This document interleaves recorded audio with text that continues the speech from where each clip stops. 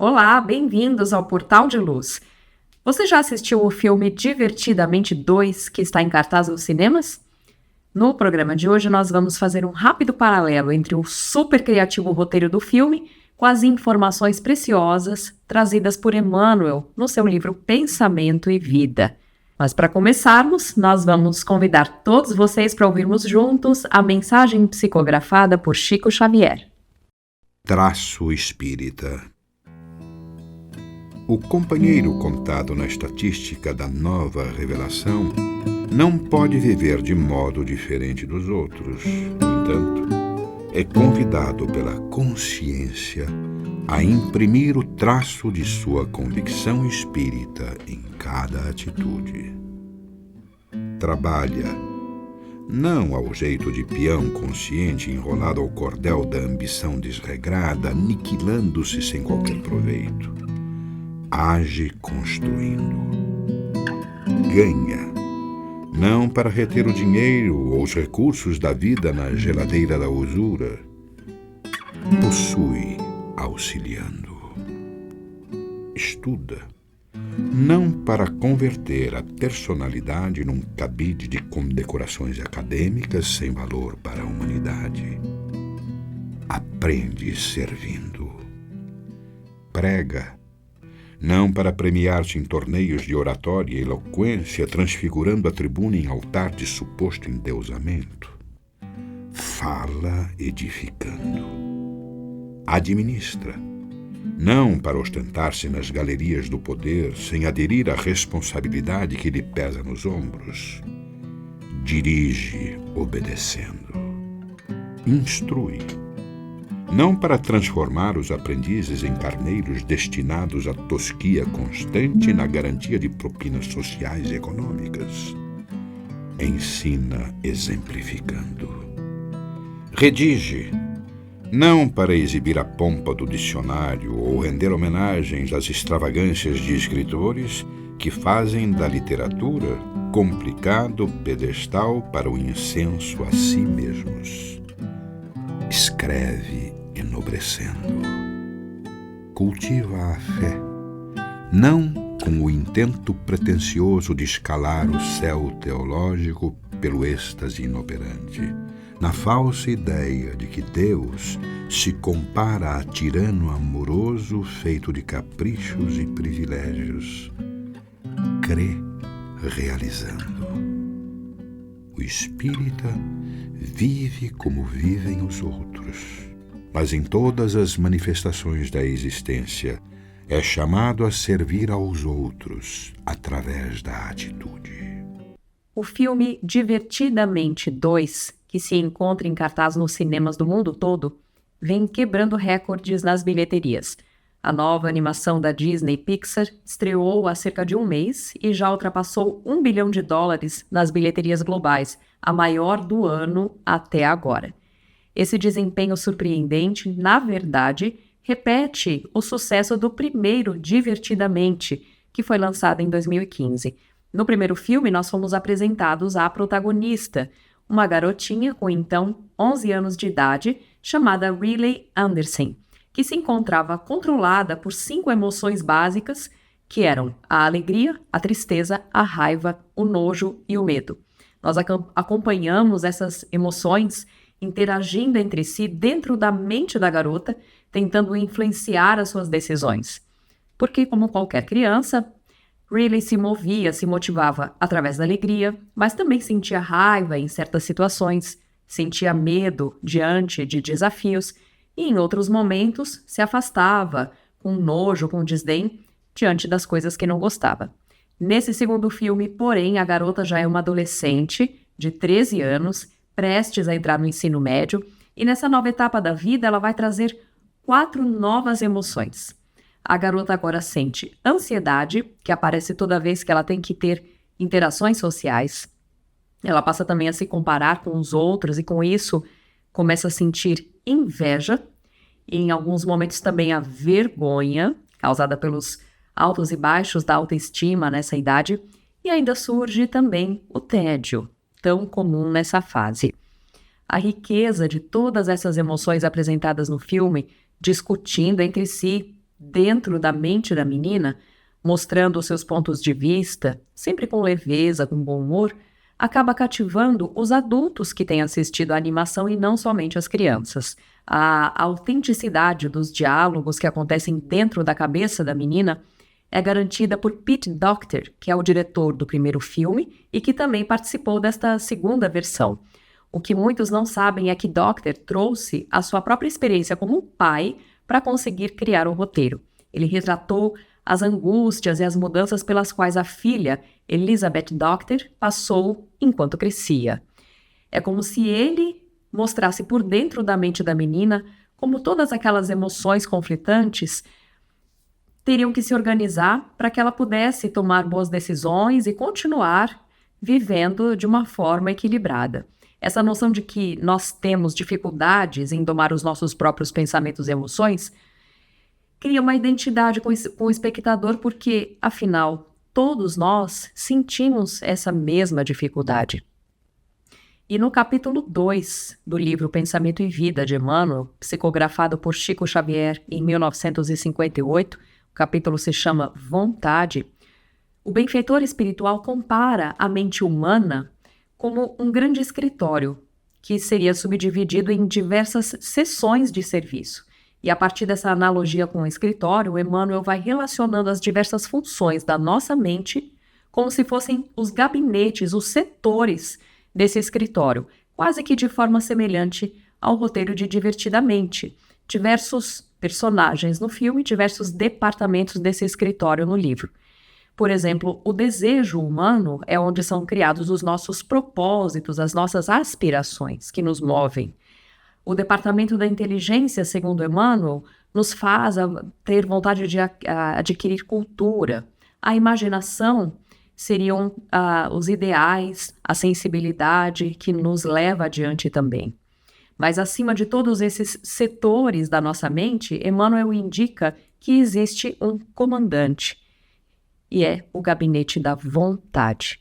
E ele diz assim: a vontade é a gerência esclarecida e vigilante, governando todos os setores da ação mental.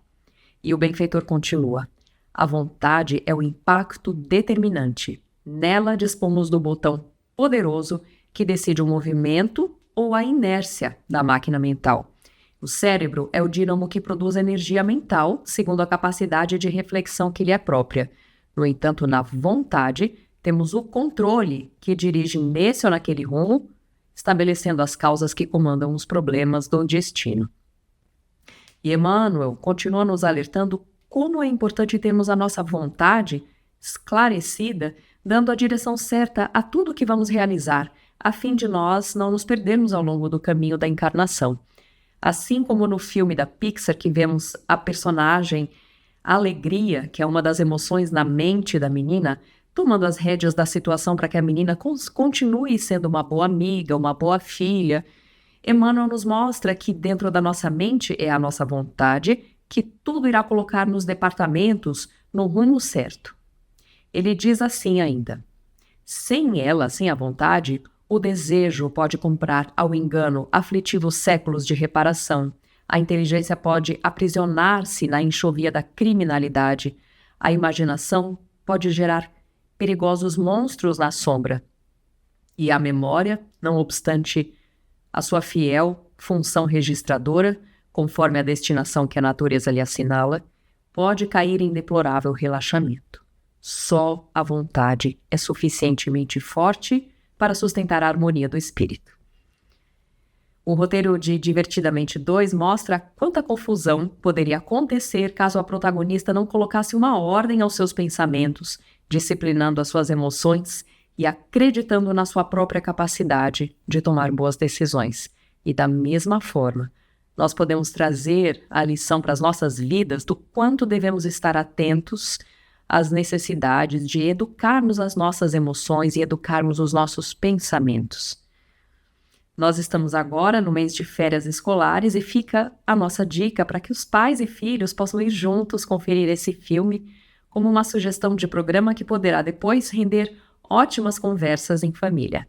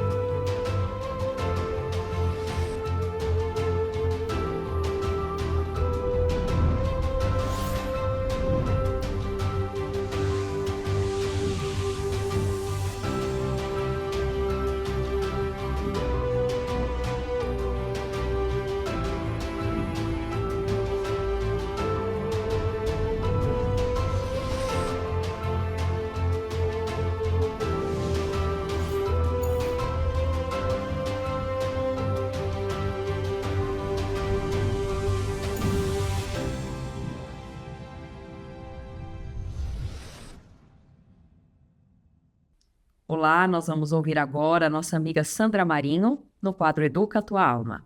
Olá, queridos amigos, queridas amigas. Aproveitando que nesses últimos dias eu estou aqui em casa com meu netinho, passando os dias de férias, né? Eu resolvi trazer uma singela lição que eu já havia lido há algum tempo, né? Mas ela guarda um ensinamento para toda a nossa vida. É muito bonitinho. Vocês já pensaram que como é simples, as mais importantes lições que nós recebemos dos nossos pais, dos nossos avós, dos nossos professores.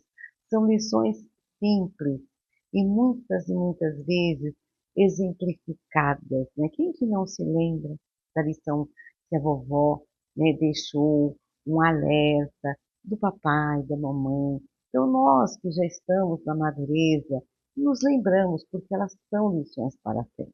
Agora, se a gente seguiu ou não já é outra coisa, né? Bom, porque essas lições, elas formam o nosso caráter, né? Que é, na verdade, constituído, a sua base é constituída no que a gente aprende na infância, na juventude.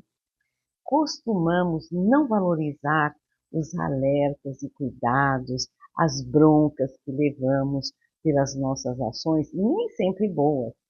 Mas por que será que não internalizamos o que aprendemos, que é tão simples, né? E nos tornamos, assim, umas pessoas melhores ao longo da vida. Jesus é a prova, né? Os seus ensinamentos, e nós aqui pelejando de reencarnação em reencarnação para passar tudo a limpo, porque nós simplesmente não assimilamos a clareza dos ensinamentos de Jesus. Bom, mas vamos lá. Eu acho, por quê? E todos vocês sabem, porque nós simplesmente o que nós vivemos são decorrências das nossas escolhas, né? E as nossas escolhas, realmente, na maior parte das vezes, elas não são as melhores. Nós acabamos priorizando o que não é tão importante, o que é mais imediato, o que aparece mais. Nós priorizamos fazer valer o nosso orgulho, o nosso egoísmo. Então, por conta disso, a gente não tem essa vida tão boa, tão prazerosa, se nós seguíssemos essas lições. Eu vou contar uma historinha, né? É de autoria desconhecida, mas ela é bem apropriada para exemplificar o que estamos falando e por conta do meu neto eu me lembrei dela. O menino olhava a avó escrevendo uma carta. A certa altura, perguntou: "Você está escrevendo uma história, vovó?" E a avó parou, né, de escrever a carta, sorriu e comentou com o neto: "Estou escrevendo sobre você, é verdade. Entretanto, mais importante do que as palavras é o lápis que eu estou usando, né? Gostaria que você fosse como ele quando crescesse." Aí o menino olhou bem: "Mas esse lápis não tem nada de especial, vovó." "Mas ele é igual, né? Ele é igual a todos que eu conheci até agora." "Tudo depende do modo como você olha as coisas", disse a avó. "Há 5 qualidades nele que, se você conseguir mantê-las, será sempre uma pessoa em paz com o mundo." Vejam que a vovó garante que a pessoa que cultivar estas qualidades terá paz. Eu não sei se vocês pensam como eu, mas paz, para mim, é o maior tesouro que um ser humano pode ter, com certeza. Primeira qualidade, continuou ela, né? Primeira qualidade, você pode, aliás, fazer grandes coisas, mas não deve esquecer nunca que existe uma mão que guia seus passos. Esta mão, que podemos chamar de Deus, deve sempre conduzi-lo em direção à sua vontade. Segunda qualidade, de vez em quando eu preciso parar o que eu estou escrevendo e usar o apontador. Isso faz com que o lápis sofra um pouco, mas no final ele estará mais afiado. Portanto, filho, saiba suportar algumas dores, porque elas o farão ser uma pessoa melhor. Terceira qualidade, o lápis é companheiro da borracha para apagar o que está errado. Entenda que corrigir uma coisa não é necessariamente algo ruim. Eu aqui acrescento, acho que a vovó quis dizer que a borracha é a nossa consciência, que acusa o que está errado e abre uma brechinha, apaga, apagando para que nós possamos refazer o que está errado.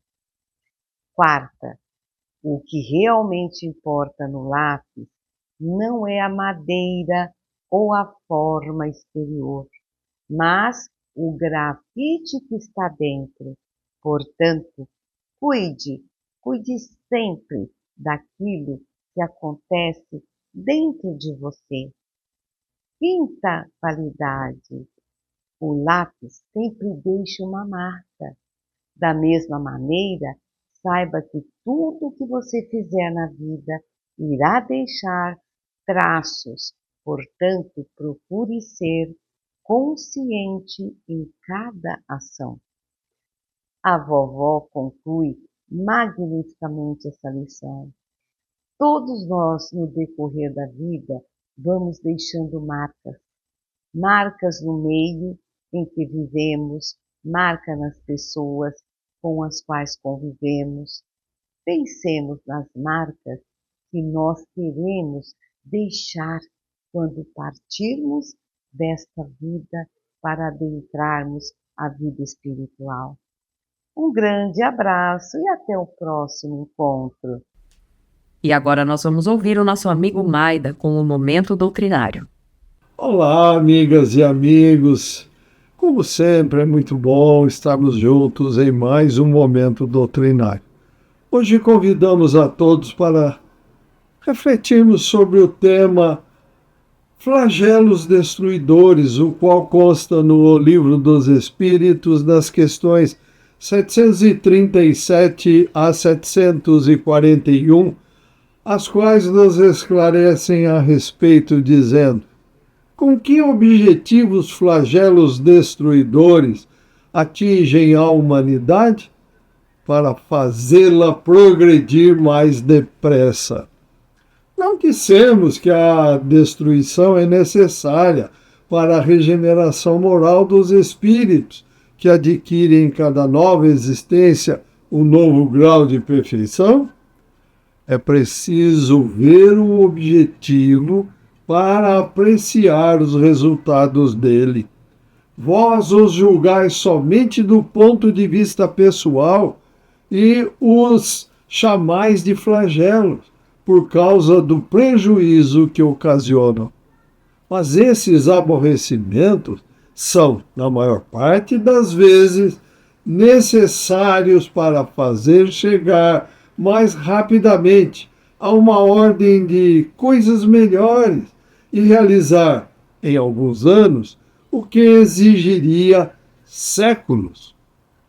A providência não poderia empregar para o aperfeiçoamento da humanidade outros meios que não os flagelos destruidores?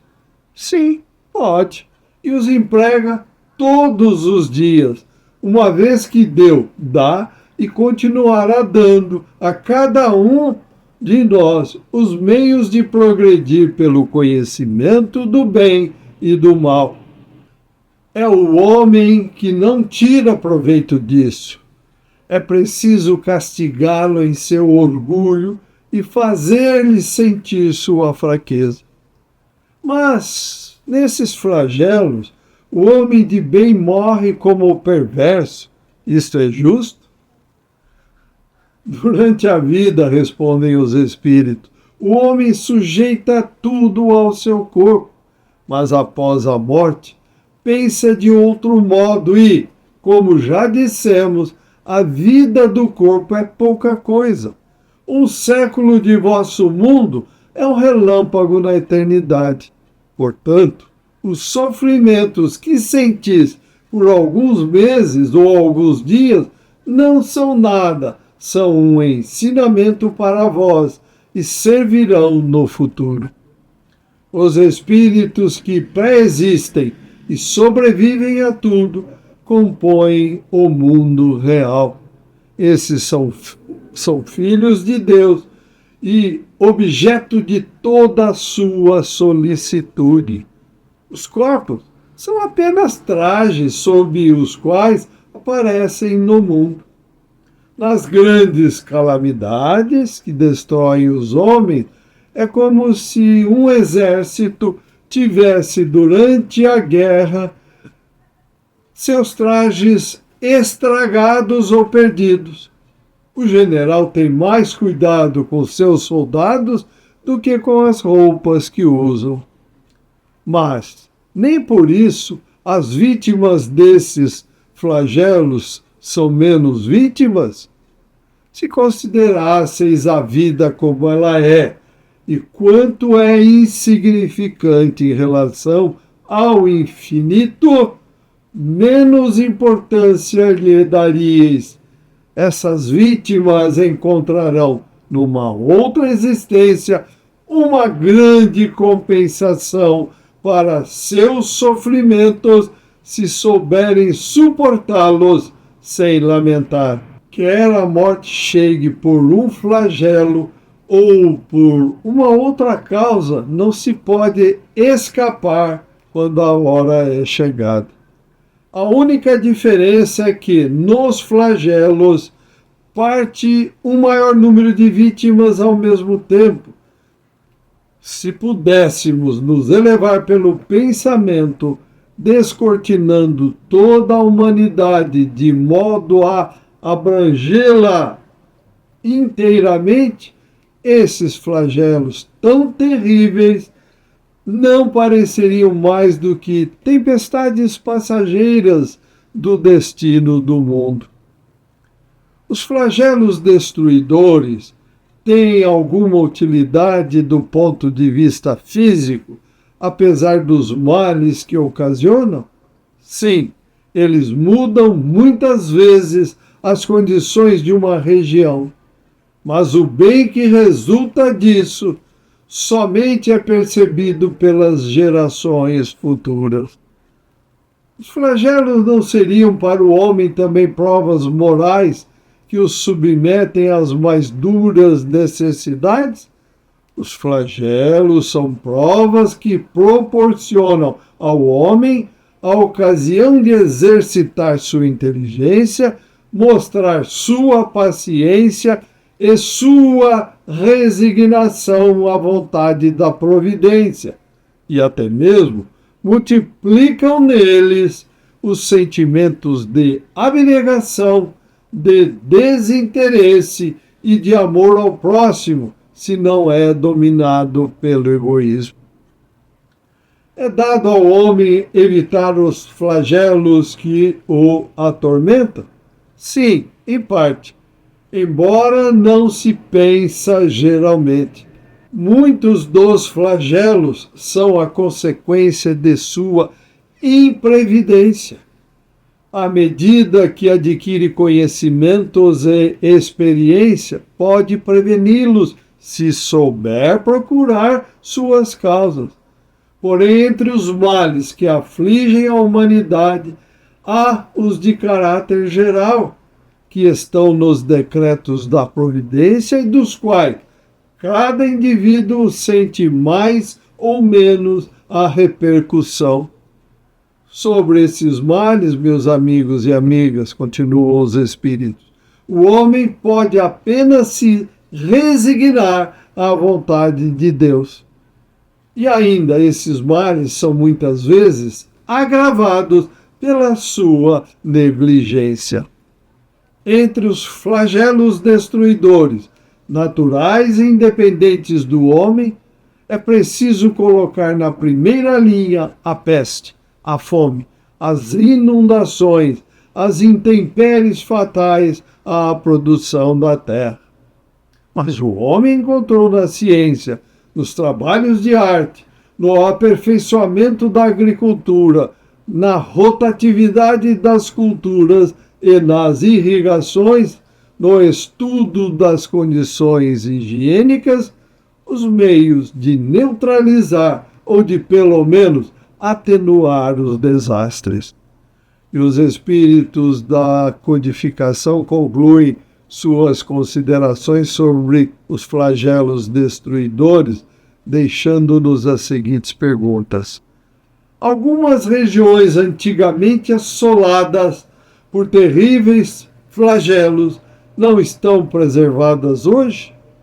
Que não fará, portanto, o homem pelo seu bem-estar material quando souber aproveitar todos os recursos de sua inteligência e quando, aos cuidados de sua conservação pessoal, souber aliar o sentimento da verdadeira caridade por seus semelhantes?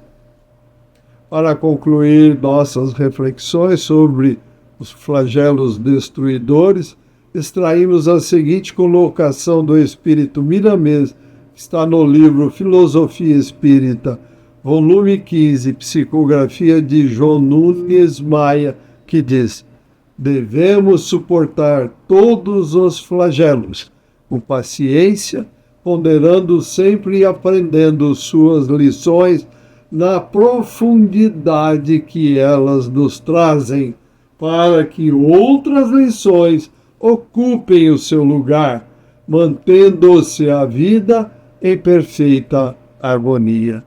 Esse fenômeno celular acontece a todas as horas, assim também na criação. Não percamos a paciência, continuemos estudando a vida, que encontraremos a paz dentro dela, e ainda mais, Deus e Cristo operando maravilhas para a nossa felicidade. Agradecemos a todos pela companhia e os convidamos para que continuem a acompanhar o Portal de Luz e que compartilhem esses nossos estudos nas redes sociais. Desejamos muita saúde, paz, equilíbrio e amor do coração. Até o próximo encontro. Fiquem com Deus. Um forte abraço a todos. Ótimas reflexões. Estamos encerrando por aqui. Se você gostou do nosso conteúdo, curta esse vídeo, compartilhe com seus amigos e familiares, porque isso irá ajudar a divulgar a nossa mensagem de amor e de esperança para cada vez mais pessoas. Muito obrigada e até a próxima.